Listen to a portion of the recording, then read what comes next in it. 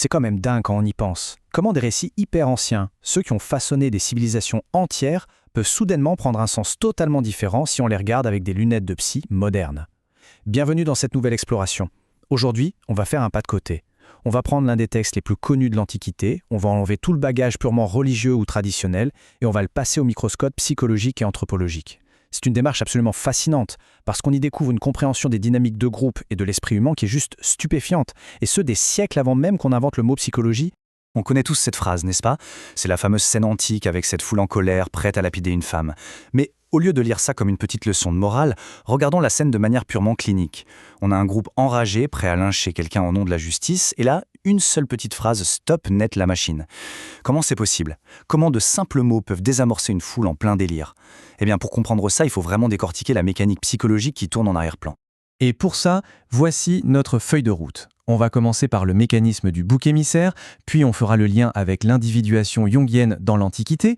Ensuite, on verra qu'il y a d'autres changements psychologiques majeurs dans ces textes, avant d'analyser la différence cruciale entre théologie et psychologie, pour finir sur ce qui est, au fond, une véritable révolution anthropologique.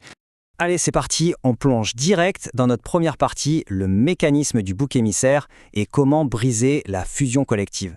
Pour bien comprendre ce qui se joue dans cette scène, il faut s'intéresser à la façon dont les groupes humains gèrent leurs tensions. C'est là qu'intervient le concept de bouc émissaire. C'est un processus en 3 étapes et honnêtement, c'est exactement ce qu'on voit tous les jours sur les réseaux sociaux. Étape 1, le groupe fusionne. Les gens perdent totalement leur esprit critique et s'unissent dans une grande indignation morale. Étape 2, on concentre toute la faute sur une seule cible. Et l'étape 3, la plus importante d'un point de vue clinique, le groupe se purifie psychiquement en projetant ce qu'on appelle l'ombre sur cette victime. En gros, en détruisant la victime, la foule a l'illusion de détruire le mal qui est en elle. Et c'est là que l'intervention, que celui qui est sans péché, vient littéralement saboter cette machine. On assiste à un basculement total de perspective. D'un côté, on a la vision horizontale. C'est la tribu, le nous contre elle. La meute trouve son confort moral dans le nombre. De l'autre côté, l'intervention impose une vision verticale. Elle casse net la fusion de la foule en renvoyant chaque personne à sa propre culpabilité. Le regard n'est plus horizontal. Chaque individu est sorti de la transe collective et se retrouve face à lui-même, forcé d'intérioriser la loi dans sa conscience. La foule voulait un nettoyage collectif, l'intervention force un examen de conscience individuel. Ce qui nous amène à notre deuxième point, l'individuation jungienne dans l'Antiquité. Faisons le parallèle moderne. Ce qui se passe dans cette scène antique fait un écho incroyable aux travaux de Carl Jung, le célèbre psychiatre suisse. Chez Jung, l'individuation, c'est le processus pour devenir quelqu'un d'unifié et de conscient. Et pour ça, il y a une étape absolument incontournable. Il faut reconnaître son ombre. L'ombre, ce sont toutes ces parties sombres ou honteuses de nous-mêmes qu'on ne veut surtout pas voir. Et devinez quoi? Tant qu'on ne la reconnaît pas, on la projette sur les autres. C'est le classique du conducteur en tort qui hurle sur tout le monde sur la route. S'individuer, c'est arrêter cette projection et assumer enfin ses propres contradictions. Et tout ça illustre brillamment la connexion entre ce texte et la clinique moderne. La foule, en voulant lapider cette femme, est sincèrement persuadée de combattre le mal. Mais le texte révèle, exactement comme le ferait Jung en thérapie, que ce mal non reconnu, cette fameuse ombre, habite aussi les accusateurs. En les forçant à lâcher leurs pierres, la scène interdit la violence purificatrice et impose un face-à-face brutal avec soi-même. C'est une invitation dingue à sortir de l'hypnose de groupe pour devenir un vrai sujet moral, une sorte d'individuation spirituelle avant l'heure. On passe à la troisième partie. Autre changement psychologique, décoder les textes. Parce que oui, on pourrait croire que c'est un incident isolé, mais pas du tout. On trouve plein d'autres exemples si on gratte un peu. Prenez la fameuse métaphore « Pourquoi vois-tu la paille dans l'œil de ton frère et n'aperçois-tu pas la poutre dans ton œil ?» On s'offusque d'un minuscule défaut chez l'autre, la paille, tout en ignorant un problème énorme chez soi, la poutre. Mais que veut vraiment dire cette phrase si on enlève le vernis traditionnel? Eh bien, si on traduit ça en vocabulaire clinique d'aujourd'hui, c'est la définition parfaite de la projection psychologique. C'est fou, non? L'esprit humain voit toujours ses propres défauts plus facilement chez les autres. La poutre, c'est notre inconscience, notre auto-illusion morale. Ce qui nous scandalise le plus chez les autres, c'est souvent ce qu'on refuse de voir en nous.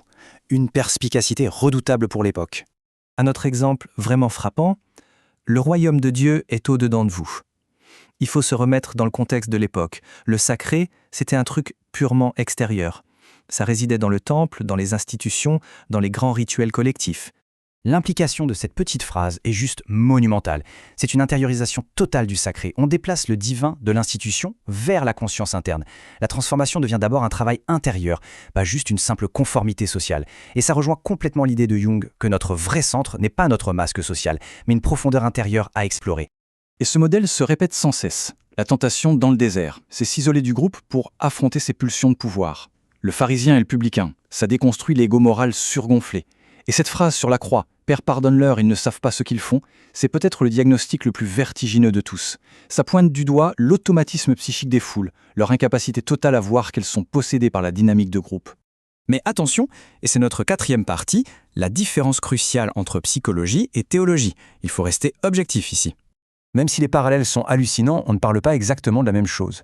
D'un côté, le cadre de Jung vise un but essentiellement intrapsychique. L'idée, c'est l'intégration du soi et l'équilibre mental de l'individu. De l'autre côté, le cadre évangélique exige aussi une transformation intérieure radicale, mais le but final ne s'arrête pas à la psyché. C'est une relation vivante et spirituelle avec le divin. En résumé, la psychologie moderne a intériorisé ces dynamiques, là où les textes antiques les plaçaient dans une transcendance. Ce qui nous amène à notre dernière étape, une révolution anthropologique. Comment tout ça a reprogrammé la civilisation occidentale?